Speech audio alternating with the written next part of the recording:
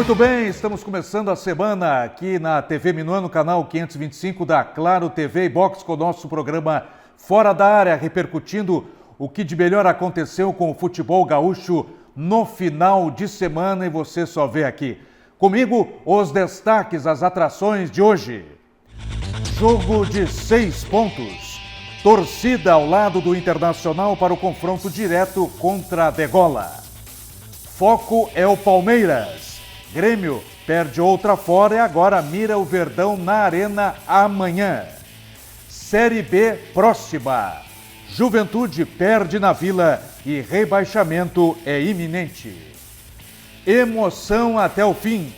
Pênaltis definem os finalistas da Copa Rui Carlos Osterman. Mosqueteiras são hexa. Festa na Arena.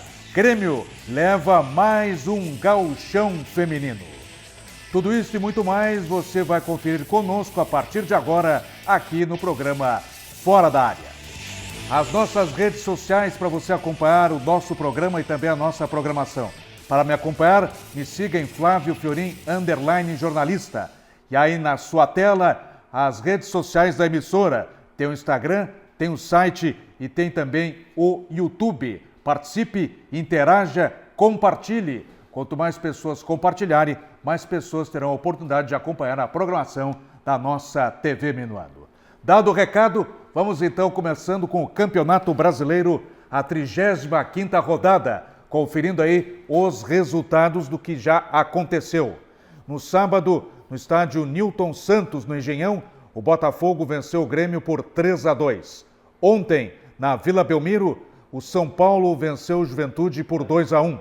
E hoje à noite, a partir das 21 horas, tem Internacional e Santos. Começamos com os gols da rodada para você acompanhar conosco. Botafogo e Grêmio. Vitória do Botafogo pelo placar de 3-2. Cuiabano, Carrasco do Grêmio, marcou o primeiro da partida. Arthur vai marcar o segundo gol aos 18 minutos do segundo tempo. O Grêmio desconta com André Henrique aos 3 da etapa final. Terceiro gol do Botafogo, agora marcado pelo Marçal, ex-Grêmio.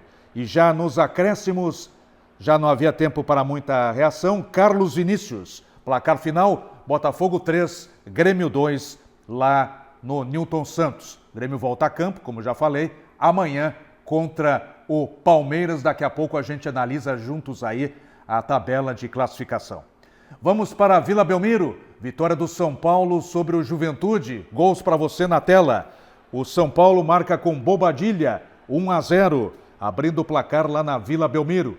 O São Paulo também ainda vai abrir o segundo gol de diferença diante do Juventude. Você vê aí, Rigoni, 2-0 para o São Paulo. E o Juventude desconta com esse gol contra do Ferrarese. Placar final, São Paulo 2, Juventude 1.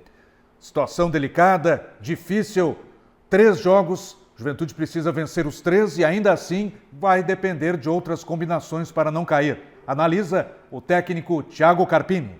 Da maneira que foi o jogo, a nossa postura, a dificuldade que foi o jogo, e 2 dias depois a gente voltar para fazer um jogo fora de casa contra um São Paulo, um São Paulo que tem desfalques, ok, mas muitos desses times, dessa equipe do São Paulo talvez jogaria no Juventude, então não justifica, e a gente vir aqui para Santos e fazer um jogo de igual para igual, em alguns momentos do jogo até melhor que o adversário, então isso mostra que, por mais que tenha assim, a sequência de jogos e o cansaço, o respeito desses atletas pelo trabalho, pela instituição e pela competição é muito grande, isso me deixa muito contente com isso. Hoje a bola rola às 9 da noite para Internacional e Santos, confronto direto na luta contra o rebaixamento. No sábado, o Internacional abriu o treino. Confira aí toda a festa da torcida apoiando o clube na antevéspera dessa importante decisão contra o Santos logo mais. O Inter, o Santos e o Vitória são concorrentes diretos na luta para fugir do Z4 do Campeonato Brasileiro. Vamos analisarmos aí então a situação das equipes após os resultados do final de semana e os jogos que ainda restam para o encerramento desta 35ª rodada. Além do jogo do Internacional, vão se enfrentar esta noite também Mirassol e Ceará. Já classificados para a Libertadores da América, Flamengo 74, Palmeiras 70, Cruzeiro 68, Mirassol 60 e com a vitória sobre o Grêmio, o Botafogo com 58 pontos também já está classificado.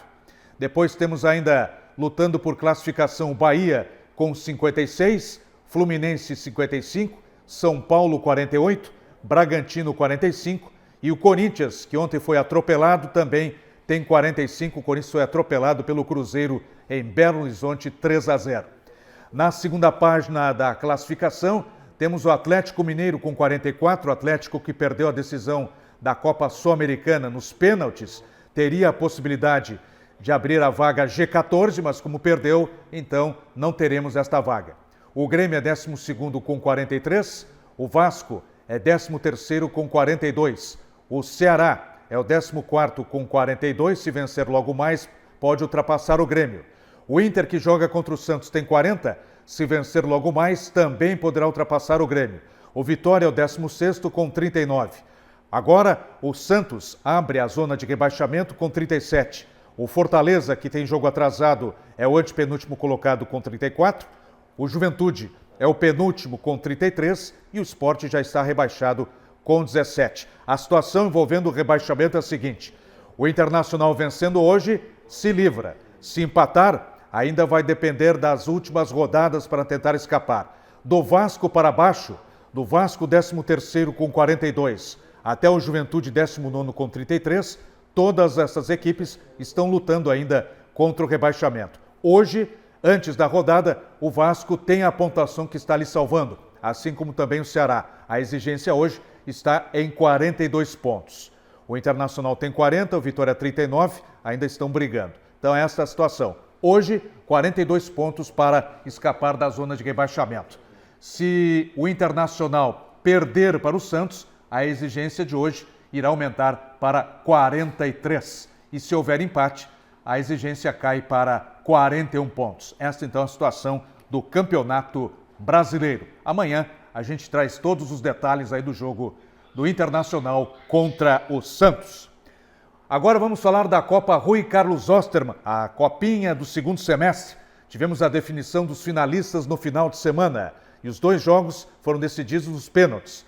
Na Boca do Lobo em Pelotas, o Pelotas perdeu por 1-0 para o Aimoré no tempo regulamentar. E nos pênaltis, o Índio levou a melhor por 4-3. E também em Passo Fundo a decisão se deu nos pênaltis. No tempo regulamentar 0-0, nos pênaltis o Chavante foi melhor e venceu por 3-2.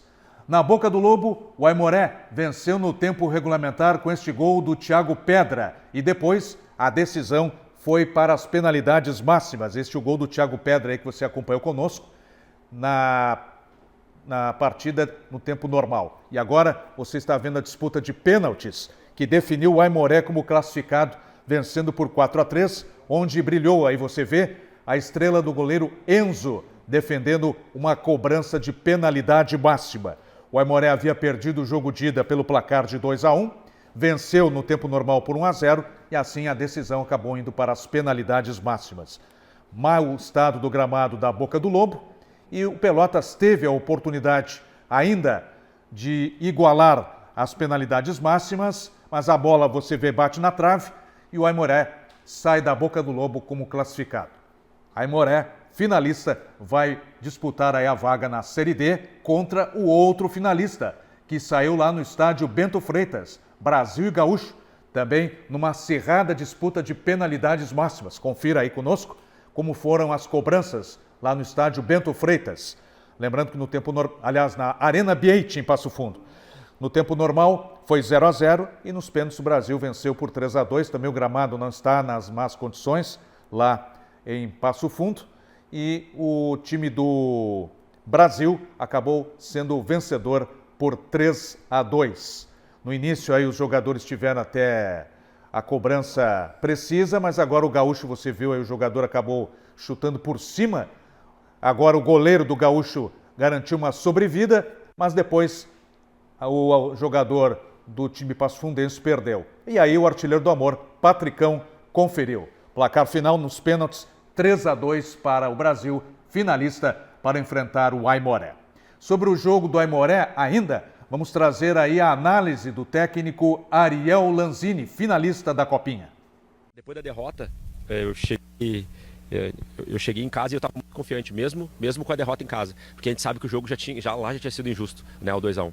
Então a gente conversou, a gente teve uma boa conversa na sexta-feira e os jogadores estavam muito confiantes, né, de acreditar que as coisas poderiam acontecer, e aconteceram. Então acho que é isso, o jogo, a gente tem estratégia, a gente tem a parte tática, técnica, tem um monte de coisa, mas o mental, ele fala muito, e hoje falou demais o quanto a gente está forte mentalmente.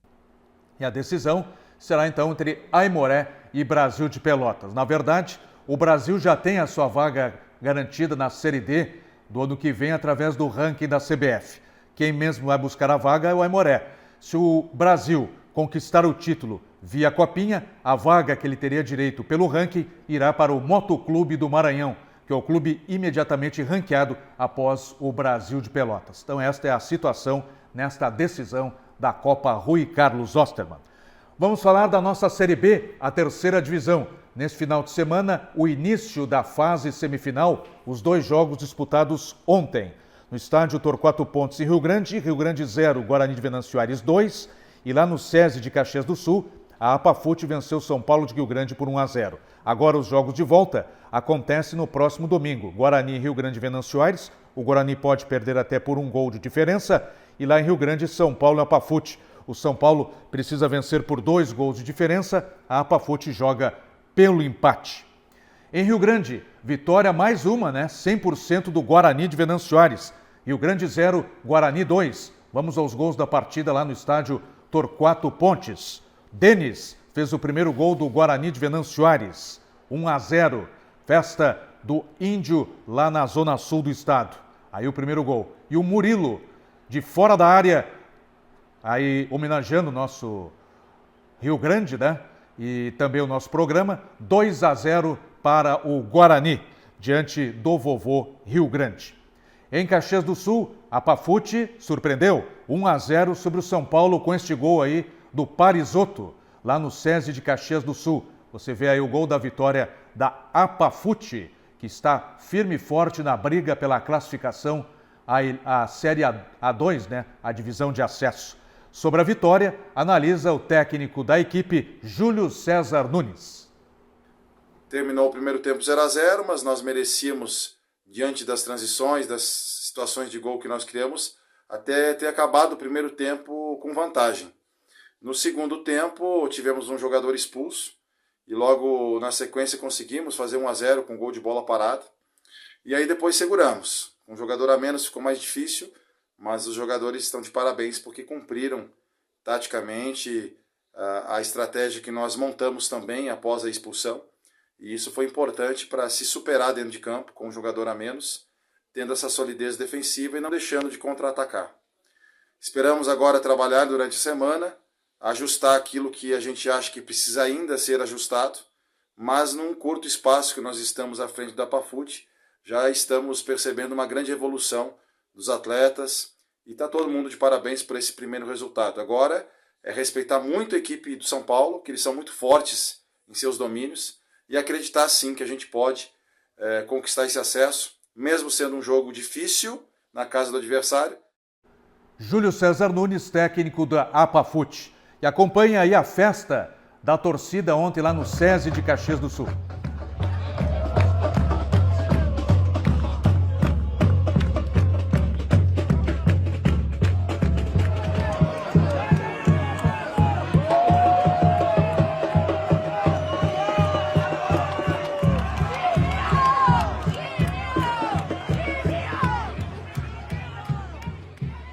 Claro que não poderia faltar a provocação, A torcida do São Paulo de Rio Grande, que estava mais aí à esquerda do vídeo. Agora, a decisão será na Zona Sul, lá no próximo domingo, como falamos anteriormente. Na sexta-feira, a Federação Gaúcha de Futebol, enfim, divulgou a tabela oficial e básica do Gauchão 2026, que tem seu início previsto para o dia 10 de janeiro. Vamos conferir juntos aí a primeira rodada. Como você está acompanhando ali em cima, 10 ou 11, ainda não estão definidos os jogos. Não foi desmembrada a tabela, essa decisão sairá nos próximos dias no acerto com a detentora de transmissão das partidas. Então, os jogos serão os seguintes na primeira rodada. Em Santa Cruz do Sul, no Estádio dos Eucaliptos, Avenida e Grêmio. No Beira-Rio, Internacional e Novo Hamburgo. No Estrela d'Alva, em Bagé, Guarani e Monson. No Paço da Areia, o São José jogará contra o Internacional de Santa Maria. Ou seja, os dois times que voltaram à primeira divisão, que recentemente disputaram o título da Série A2, vão estrear fora de casa. Em Ijuí, no estádio 19 de outubro, o São Luís recebe o Caxias e no Alfredo Jaconi, em Caxias do Sul, Juventude e Ipiranga de Erechim. Estes os confrontos da primeira rodada do Gauchão. O Clássico Grenal, a data reservada é para o dia 25 de janeiro, no estádio Beira-Rio. E os times seguem se reforçando, renovando contratos, enfim, montando seus elencos para 2026 e a grande maioria dos times do interior já com as suas pré-temporadas em andamento, visando a disputa da competição. Iago Lucas, jogador do Guarani de Bagé, lateral direito de apenas 19 anos, reforça a equipe para a temporada 2026. Ele que já integrava o elenco do Guarani nesta temporada, então vai permanecer em Bagé para a próxima temporada. Reforços também do São José. Já noticiamos ao longo da semana que passou alguns nomes e agora mais dois nomes. Rafael Soares, lateral, chega para mais uma temporada junto com o São José. Outro reforço do São José, meio-campista Evaristo, que vai para a sua terceira temporada no clube do Paço da Areia. O Novo Hamburgo também anunciou mais um reforço nas suas redes sociais e a gente traz para vocês aqui. Alisson, atacante, renovou o contrato com o clube, ele que disputou esta temporada e vai permanecer para 2026 sob o comando do técnico Rogério Zimmermann. Também novos reforços chegando para o Avenida de Santa Cruz do Sul. O primeiro deles, o Wellison, que você vê aí na tela, atacante. O Wellison tem 29 anos, já atuou pelo Azures, pelo Cascavel e também pelo Blumenau de Santa Catarina. E por fim, mais um reforço meio-campista de 22 anos, o Cauã Bizeski, do Avenida. Ele que já atuou pelo Gaúcho de Passo Fundo, pela Academia do Mato Grosso, Penapolense de São Paulo e conhece bastante o futebol gaúcho. Já esteve no Guarani de Bagé e também no Esportivo de Bento Gonçalves. Então estes, os novos reforços, as renovações, as caras novas, ou nem tanto, né, para 2026 do Campeonato Gaúcho. À medida que os clubes foram divulgando aí os seus jogadores, a gente vai trazendo aí em primeira mão aqui no programa Fora da Área. Neste final de semana, terminou o Campeonato Gaúcho Feminino. Uma bela festa organizada pelo marketing do Grêmio, enfim, lá na Arena ontem pela manhã. E o Grêmio conquistou então o seu hexacampeonato do Gauchão Feminino. O Grêmio que entrou em campo com até 5 conquistas e ontem confirmou o título vencendo o Juventude por 2-1. Aí os gols da partida para você conferir conosco. Vitória do Grêmio então por 2-1. Grêmio que entrou em campo já com uma vantagem considerável. Havia vencido a partida de ida lá em Caxias do Sul pelo placar de 3-0 e confirmou ontem na Arena. Até uma dificuldade, né? Saiu em vantagem no placar. A equipe do Juventude buscou o empate, mas depois o Grêmio então fez por merecer a vitória, conquistando o título do Gauchão Feminino ontem na Arena. Lembrando que o Internacional venceu o Brasil de Farroupilha por 3-1 e ficou com o terceiro lugar da competição. Confira aí a festa das mosqueteiras na Arena.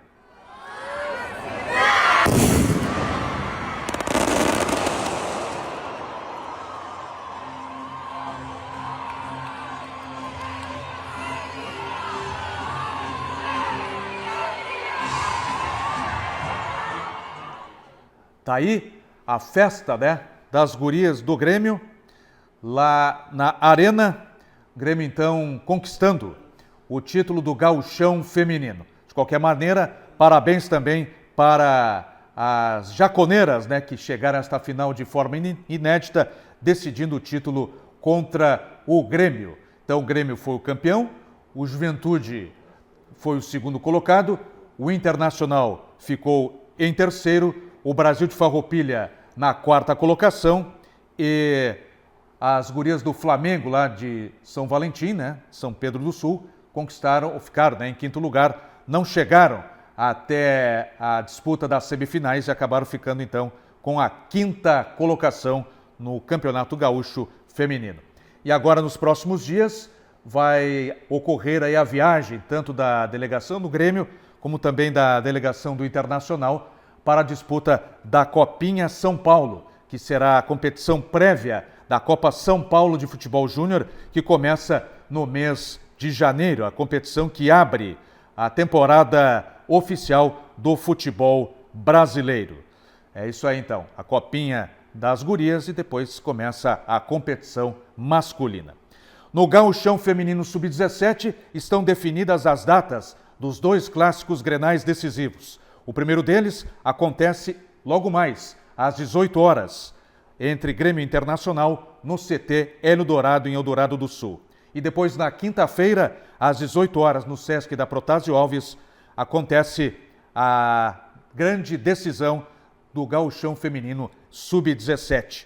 A disputa do terceiro lugar entre Adergues e Brasil de Farroupilha acontece no campo do Atlético Tapejarense, no próximo domingo, aliás, no outro domingo, né, às 15 horas. Essa a decisão, então, do Gauchão Feminino Sub-17. Para chegar até essa decisão, o Internacional foi o primeiro colocado do Grupo A com 13 pontos, assim como também o Grêmio. O Grêmio ficou em segundo lugar. O Internacional, em 5 jogos, 4 vitórias, 1 empate, terminou invicto, com 36 gols marcados e apenas 1 gol sofrido. Já o Grêmio, na vice-liderança, com 5 jogos, 4 vitórias e 1 empate, 24 gols marcados e 1 gol sofrido, 23 gols de saldo. A Adergues ficou em terceiro lugar, o Brasil de Farroupilha na quarta colocação, o Novo Hamburgo em quinto e o Brasil de Pelotas perdeu todos os 5 jogos na lanterna. Laura, do Internacional, é a artilheira da competição com 12 gols, seguida da Duda Stumpf, do Internacional, com 8, a Elô, do Grêmio, com 6, a Natália, do Internacional, com 5, a Ana Flávia, com 4, a Sara, com 4, ambas jogadoras do Grêmio, e a Ingrid, do Internacional, com 4 gols. Então, aí a decisão do Gauchão Feminino Sub-17, que começa logo mais, e amanhã, no programa Fora da Área, nós iremos trazer aí as informações a respeito desta partida. No início do programa, falamos sobre o jogo decisivo do Internacional contra o Santos. O Internacional que não perde para o Santos no estádio Beira-Rio há 17 anos. Desde 2008, o Santos não vence jogando oficialmente no estádio Beira-Rio. Neste caminho aí tem uma vitória em Novo Hamburgo, mas aí o estádio Beira-Rio estava passando por reformas para a Copa do Mundo e essa partida foi realizada no estádio do Vale e o Santos acabou vencendo por 2-1. Mas no Beira-Rio, desde 2008, a equipe não vence. E inclusive, né, no ano do seu rebaixamento aqui no Beira-Rio, levou um sonoro 7-1 do Internacional. E agora as duas equipes se reencontram para este novo jogo na luta contra o rebaixamento. E no encerramento do programa, a gente fica aí com o vídeo da festa, né, protagonizada pela torcida no treinamento do último sábado. A gente fecha com essas imagens bonitas aí do torcedor acompanhando o treino do Internacional, que foi aberto, né, para 3.000 pessoas, e a gente encerra aí com este vídeo para você, tá bom? Obrigado a todos que nos acompanharam, agradecendo a sua atenção, o seu carinho. Siga conosco na programação da TV Minuano, nos siga nas redes sociais e a gente se reencontra no próximo programa Fora da Área, trazendo tudo aí sobre o jogo do Internacional, sobre o jogo do Grêmio, Grenal Feminino e muito mais. Fiquem com as imagens aí da festa da torcida do Internacional apoiando o seu clube na antevéspera desse jogo contra o Santos. Tchau!